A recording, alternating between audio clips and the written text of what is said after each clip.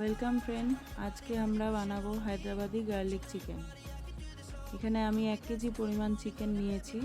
কিছু গুঁড়ো মশলা, জিরে, ধনে, হলুদ, রেড চিলি, কাশ্মীরি মির্চ, একটা লেবু, দই, গোলমরিচের গুঁড়ো মেখে ম্যারিনেটটা রেখে দিলাম।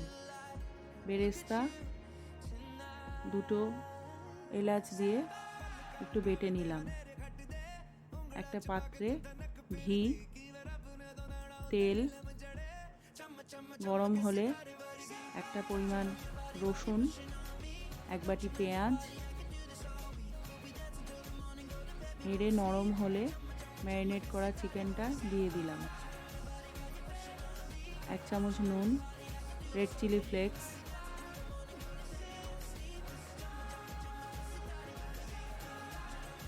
One spoon garlic paste.